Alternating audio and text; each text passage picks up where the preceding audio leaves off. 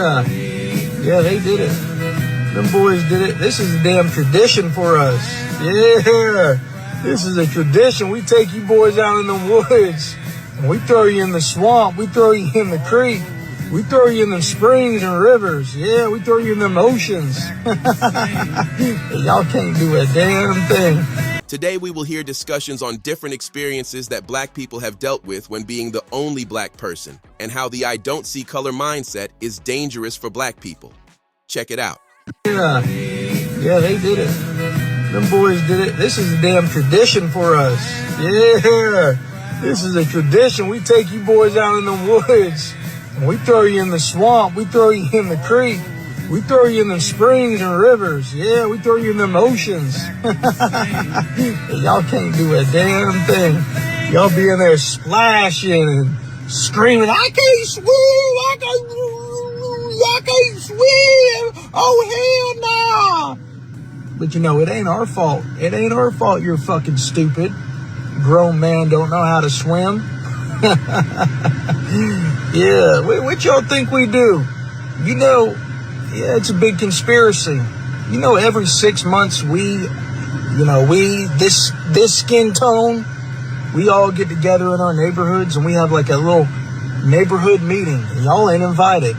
We get together, we make plans, we talk about y'all. You got that right. Yeah, we did it. We sure did do it. What you think? What you think we do when we take y'all young men camping with us? We know them boys don't know how to swim. Yeah. We throw them in that water. We say, swim, boy, swim. Woo! Learn how to swim, boy. Don't let these people gaslight you into believing that that's not how they think. He wasn't joking. His entire video is telling you, yeah, they do it. They sit around and talk about what they're going to do to your boys. The ones that are on the basketball team, the ones that are on the football team, the ones that are on the track team. They hold meetings, he said. They talk about the things they're going to do to your children or you. Still think your children are safe in those all-white schools? I know. Better education, right? You're teaching your children to be colorblind, but they're holding meetings. Are you? Are you sitting around talking about their community all day? I know the answer. No, you're not. You don't even think about these people, but they think about you. Every 6 months, this skin tone, we all get together in our neighborhoods and we have like a little neighborhood meeting. Y'all ain't invited. And y'all ain't invited. Just remember that the next time you think you're going to let your children wander off by themselves in this community of people. Don't forget you were warned. I just watched a video. This guy was asking, what was the Asian community? Did the Asian community come out and fight for Nolan Wells? He said that Nolan Wells' mother is Asian. I noticed that she was another ethnicity. But some of these people, and I noticed his daddy is Black, they want their children to go to white schools, hang around all white people, you know. Feel like they too much to be hanging around Black children. But when shit like this happen, what they do? Who come out and fight for them? The Black community. The same people that you don't want your children to grow up, be around, be friends with. That's who the fuck come out fighting for y'all motherfucking ass. The Black community. So Janie decided to leave this comment on my video about Nolan Wells, and it appears she saw me fricassee Janet. Janie, you said white people go missing too, and I never found. A lot of people in general go missing, I never found. White girls are killed also. Don't become a hater. So while I let my stake rest, let me go ahead and put this white fallacy to rest as well. Nobody said white people don't go missing or that other people's pain doesn't matter. I was specifically talking about Nolan Wells and the questions that come from living in a country that has a long documented history of treating Black people as disposable. But the moment Black people start speaking specifically about Black suffering, y'all tend to arrive in the spirit of subtraction instead of adding compassion. Janie, there's a concept that you exemplify called egocentrism, which is the inability to fully consider a perspective outside of your own. Imagine in the midst of having a discussion about a Black boy no longer being on Earth, the thing that offends you the most is that someone has the audacity to have questions. Black people don't need your permission, your participation, or your personal comfort to have a conversation about our community. You mistook specificity for hatred because you expect every conversation to orbit your comfort. And that is a shallow perspective of a person standing in the deep end of the wrong conversation. But I understand why you want to be included. If I was on the outside looking into a community that turned the brutality they faced into brilliance, I would want to be a part of that too. But the difference between you and me, Janie, is that I understand that today had to pass through yesterday to get here. You seem to believe that the present has come here untouched by the past. Whether or not something nefarious happened to Nolan Wells because of his race, this country has proven its barbaric possibilities towards our community. It doesn't take an overly astute person to understand why the questions would need to be asked. Y'all love to say y'all tired of hearing about racism, but if you are tired and fatigued by the conversation, imagine inheriting the condition. And as far as you calling me a hater, Janie, I'm not hating. I don't want to become you. And from the way you are competing for priority in a conversation that had nothing to do with you to begin with, clearly you don't want to be you either. You are so busy accusing me of hating somebody else that you can't see how fluently you are speaking against yourself. You will sabotage yourself with your own ballot because a felon convinced you to look down rather than looking up at him taking advantage of you. So it seems to me you may be the hater, and the person you seem to be most committed to hating on is yourself. Your life has become the evidence that you may be your own worst enemy. But as I said, white people can go missing and black people can still talk about black people going missing. White girls can be harmed and we can still ask what happened to Nolan Wells. Two things can be true at once. And right now, two things I know to be true is that my steak is well rested and your argument is still tired. Now let that marinate. I used to be just like Nolan Wells, the only black girl in an all-white friend group. And just like Nolan, I thought they were my friends too. I used to argue with my stepfather. He used to tell me, they are not your friends. And I'd be like, yes, they are my friends. And my stepfather said, when you get some knowledge of self, you're going to see if they really are your friends. Because black pride will tell you whether or not your white friends are really your friends. Because let me tell you, the white boys, the white girls in my school, they loved me until I got knowledge of self. And I will never forget the day that it happened. I was 14 years old, and this white boy named Wayne Colby that I went to high school with liked me and asked me to go to the mall with him and his friends. And we went to the mall, went shopping, and on the way back, his friend said, I have a joke, but I can't tell it because Shari's in the car. And Wayne and his friend, this is how locked in I was. They said, you can tell it. Shari is cool. She's not going to get offended like that. And y'all know his friend said, what are the similarities between a black woman and a vagina? And the answer was, they both have kinky hair, big lips, and stink. And all of these white boys in the car started laughing, including the white boy that liked me. And I ain't gonna lie to y'all, I was stuck. Because I really thought these white kids weren't racist. My stepfather had been telling me the whole time, like, they ain't your real friends, they this, they that. And I was like, no, they're not. No, they're not. And y'all, when I got out that car, I ran into my house crying. And my stepfather came downstairs and was like, what is wrong? My stepfather gave me a book called The Brodophile that I read over the weekend. I came to school on a Monday and started kicking it to my white friends that I think that Jesus may be a black man and all those type of things. It switched up on me real quick. When I refused to stand up for the Pledge of Allegiance, those white friends that I thought were my friends since 9th grade and they loved me and everything, all that switched up. I mean, I was locked in where they would want me to sleep over their house. I'd be the only black girl in the friend group, but my mother was always very cautious. No disrespect, because oftentimes those white families were much more lackadaisical. Their children would be smoking, drinking, and things like that. My curfew was 9 o'clock at 11th grade. So my mother didn't play around like their parents had leeway for them. And the last straw for me was when I realized my white friends would not be uncomfortable for me. They didn't think it was uncomfortable for me to be hanging out with them and be the only black girl with them at their house, with their friends, even sometimes being around friends that they knew and would say, oh yeah, her parents are racist and this and that. And they still would think that I should be comfortable around them. I'll never forget, I asked them to go to Iverson Mall with me. And anyone in the DMV knows Iverson Mall is a black mall. And my best white friend was like, I can't go to that mall. And I'm like, why?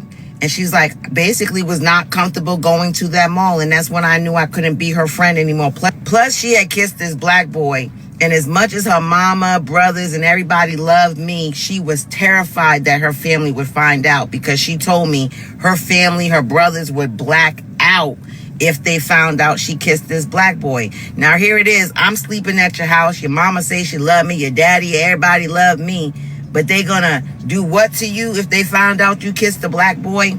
Those two things can't exist at the same time. I can't be your friend, but also know that your daddy, mama, and brother that I'm around will basically disown you if they find out you kissed a black man.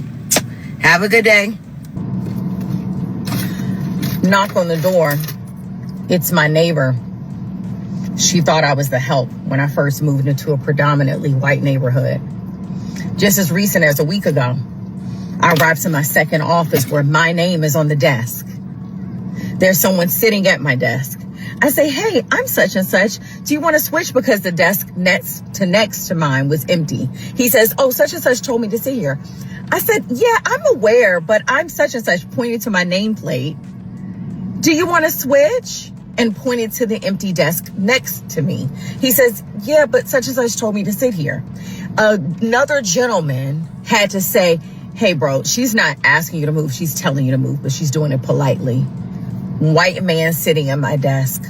White man had to tell this man to move. The person that first knocked at my door when I purchased my home was a white woman. We are tired. Imagine this being your life every single day. And even the most minor things. You can be standing in the store, standing in line at the store, and they act like they don't see you. Oh, are you standing? Are you in line? What do you think? I'm just standing here? We're tired. And imagine this being your life every single day. Imagine having to train your children on how to engage and interact just because of the color of their skin. Imagine your heart sinking when you get home and your black son is sitting outside at the bottom of the steps leading up to the front door of your home because he locked himself out in a predominantly white neighborhood right after Trayvon Martin. He has his hood on his head. You don't know what that feels like. We're tired. We're tired of working twice as hard to be just as good. We're tired. We're tired.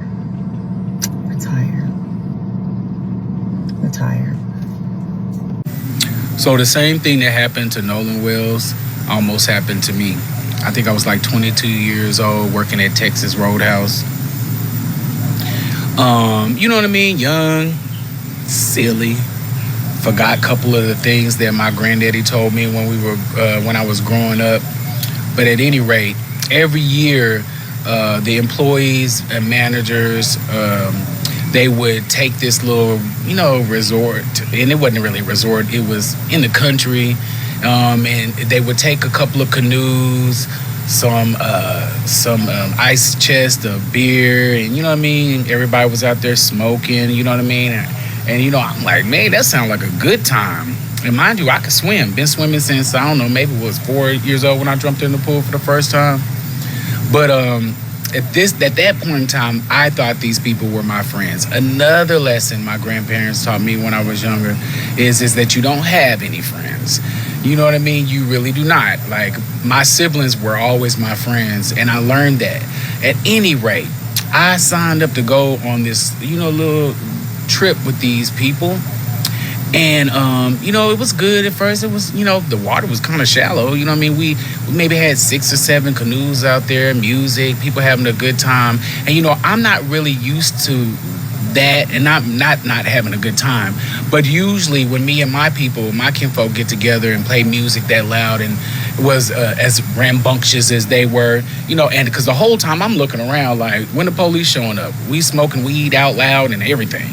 So mind you, and after a while I got comfortable into it, everybody told me, loosen up, but I'm on edge, for many reasons. And so the trip continued, and at one point in time, they let us know, okay, so we're going to get up on the bank right here, and then we're going to go see the waterfall. So I'm like, oh, okay, so but what we going to do at the waterfall? You know what I mean? Because I'm vibing, but at the same time, I'm not stupid. And they was like, we're just gonna look at sit there, light a fire, smoke some more, drink some more. And I'm like, oh, okay. So we get to the little spot where we pull up the canoes, we anchor them off and whatnot, and then they tell us, okay, so this little piece of water right here, we got to swim across that to get to the waterfall. I hate when people add extras to a plan. You know what I mean? Especially for me, I think into a lot of things and I got a plan. So I'm still cautious, and I'm watching everybody dive in this water, and swim right across. You know what I mean? And I hadn't jumped in yet because I'm still leery. And I don't know what it was, but it was holding me back. But so I'm the last person. Everybody like, come on, let's go. So I jump in, and I get almost halfway through over that water to the other side. And then I realized that I'm swimming rather hard and ain't moving nowhere. Long story short, nobody told me that there was a strong current at this spot and you needed to be prepared. At this point, I'm smoking and drinking. So I couldn't understand. Just get back to the story. So I get halfway through the water and I realize that, and I'm losing my strength slowly but surely. And at this point in time, I am calling out for help. No music is playing at this time. You know what I mean? None. Yeah, everybody was rambunctious, excited, whatever, but you could clearly hear me out there in the woods. It's still daylight. So I am screaming that I can't make it. Somebody please help me. They turn around, several of them look at me, say, you can do it, come on, let's go. And they continue to walk off. At this point in time, I have already said my prayers and have already decided that I'm going to meet my maker. I scream one more time, I am going to drown, and I went down. I don't know can't remember who was and what made them decide to change their mind and come back, but one person jumped in that water, grabbed me, pulled me up onto the bank, and mind you, they didn't do anything else after that and continued on their way. So I said all of this to say that I have Caucasian friends, you know what I mean? And I ain't saying friends. I have Caucasian people that I love and care about. You know what I mean? Because that's what God said. But I will be honest with you. It is a lesson that the elders taught us as young black children. The same lesson that I'm sure you're telling all your children now. Do not be the only one. And it really doesn't matter how people feel about that, because the concern is preservation of life. So for some reason, God saw fit to not allow me to lose my life that day. And for some reason, God called Nolan home. So I will say that despite what anybody feels about how you feel about the situation, please have that conversation with your children. And that's all I'm going to say. Rest in peace, Nolan Wells, and to his entire family. A few months ago, I made a video about being the only black person in a white space. Child, let me say something. Being the only black person in a room, baby, that's not a flex. That's trauma. And a lot of people agreed with me, and there were some people that disagreed, and it is what it is. But I'm standing 10 toes down on it. Being the only black person in a white space, baby, it ain't a flex. Being the only black kid or one of few in a white space ain't a flex. Being the only black family or one of few in a black neighborhood ain't a flex. Somehow we've conditioned ourselves to believe that proximity to whiteness equals success, safety, that equals better schools, better neighborhoods, better opportunities, even better people. Yeah, I reject that. And after seeing what's unfolding with Nolan Wells, baby, I had to run that thing back. My point is that I don't understand why so many black folks keep accepting and believing that being in proximity to white people, white spaces, putting our children in these spaces automatically makes us safer. Baby, history doesn't support that. And present day experiences don't support that either. Yet so many of us still chase white spaces as if they're the standard of safety, success, and opportunity. I'm confused. Every home I've ever purchased is in a majority Black community. Baby, I intentionally want to be around Black people. I seek out Black doctors, Black professionals, Black-owned businesses. Because, baby, I've experienced what it's like to be the only. And let me tell you, it's scary over there. And I'm not romanticizing that.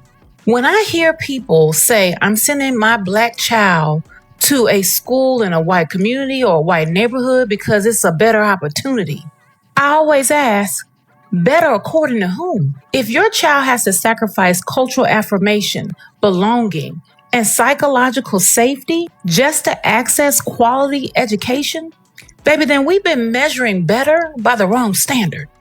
Our children deserve rigorous academics. They do. They deserve opportunities. But they also deserve community. They deserve to be seen. They deserve to be protected physically and psychologically. And baby, it's high time that we stop equating proximity to whiteness with excellence, because the research don't back that. Being the only Black child in the room or one of few has never been the goal. The goal should be excellence without isolation. My mama always told me, if you the only birthday candle at the birthday party, 9 times out of 10, you ain't there for the party and you there as the present. My mama always told me, if you the only birthday candle at the birthday party, you not there for the birthday party, you there to be the present. Nolan Wells and this whole entire thing down there in Mississippi look fishy. One of the boys' mama is a judge down there. Don't nobody know what happened. Now all of a sudden, a body's been found to presume to be his.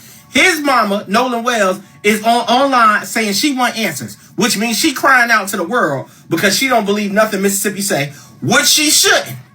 I want to hear what's going on because it's moving a little too slow for me. The people who investigate this whole thing saying that there's no way possible he could have made it to inside of the island because it's cactus and stuff everywhere. So what really happened to Nolan? That's all we want to know. I'm not going to cover this like I know everything. I want to hear y'all speak this time, okay? Because apparently the other way don't work when we just take what y'all say on y'all news outlets. We want to know what happened from y'all. Instead of all of us making posts on, y'all go live and say what happened. Put them boys on camera. Let us look at them. Let us be the judge of character on this one. Sidebar. I done already goddamn judged them. Y'all guilty. I don't give a damn. My baby leave the house and he don't come back and it was all white friends. Guilty. Undertaker commit to bodies. I digress. Nolan Wells has went missing. Body found. Parents want to know what's going on in Mississippi. If you ain't know what was going on, you know now. He went missing 4th of July weekend. He was with his friends. And he was the only birthday candle. I'm just here to bring you the news. I'm just the messenger. We know them boys don't know how to swim. Yeah. We throw them in that water. We say, swim, boy, swim. Woo! Learn how to swim, boy. That's a fucking confession if I ever heard one. I appreciate his honesty, but I know he would never, ever say that to a black person to their face. I'd love to see him do it, and I want a camera rolling when he does. I can at least appreciate a racist for their honesty. That I can appreciate them for, because at least we know who to stay away from. But all of them will not confess the way this one did. He is currently behind the safety of 4 walls and a screen with a keyboard. What I want him to do is take that same energy and a megaphone and go to his nearest neighborhood that he knows has nothing but black people in it. And I want him to say that into that megaphone to those people. Stand 10 toes down on how you feel about us, what you do, how you brag about it, all that shit. Please, please. And make sure you have a camera rolling. We want to see this.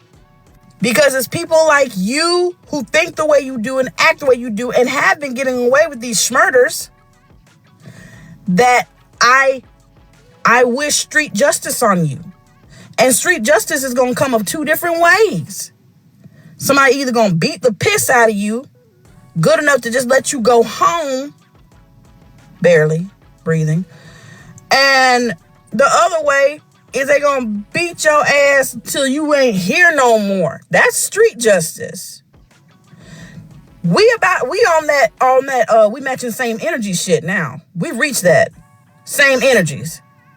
Someone say violence begets violence. You are correct. However, when you're in a bullying situation, the only way to make a bully stop fucking with you, you're gonna have to hit back. The problem with racism in America is that too many white people believe it's simply about conscious hate, about burning crosses, slurs, or open hostility. But racism is much bigger, much deeper, and far more deceptive than that. Racism is not just a personal attitude, it's a system. A complex network of social, political, and economic levers and pulleys set up generations ago to keep working on behalf of white people, whether they're aware of it or not.